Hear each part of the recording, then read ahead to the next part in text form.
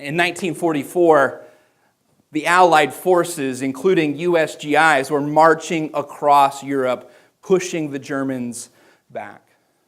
But in the fall of that year, because the front was moving so fast and the Allies were having a hard time making sure that their men were supplied with ammunition and food and reinforcements, the front had gone faster than it could be supplied. In addition, the Germans brought together this great force and pushed their way into the Allied forces' line, and that was the Battle of the Bulge. So through the winter at the end of 44 into the beginning of 45, there was this stall. The Allied forces made no progress. But once they had recuperated, once they had gotten all of their supplies, they started to push again and push the Germans back into Germany. And they knew that they were going to continue to make this advance. They would have to keep supplying their troops. And when they came to the border of the Rhine River, they would need to have bridges so that they could cross over. The Germans were prepared, and they had rigged all of these bridges with explosives so as they withdrew, they could blow them up, and the Allied forces would be trapped on the other side. But there was this one city, Regamen, had a large bridge. It was built for railroads, for trains.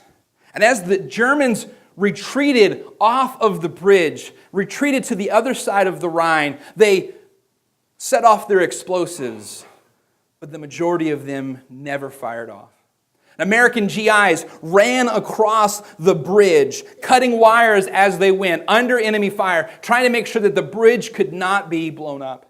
They took the ground just on the other side. They had secured this bridge. And over the next 24 hours, 8,000 soldiers and an entire battalion of tanks would make their way across the bridge at Regamen. Now, a week later, this bridge would be destroyed. But at that point, because they had won so much land on the opposite side of the Rhine, the Allied forces were able to construct several temporary bridges. And from that point forward, the advance just continued and continued and continued. That bridge was an occasion for the Allied forces to pour over that river and chase the enemy all the way back to Berlin.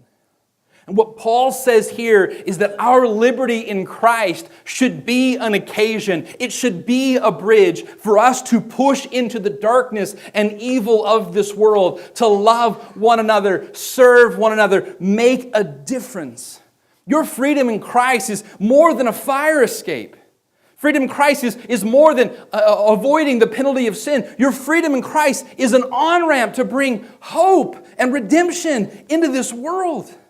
We've been freed in Christ, and now we have this opportunity to take that hope, that freedom, that liberty to those that are in bondage to sin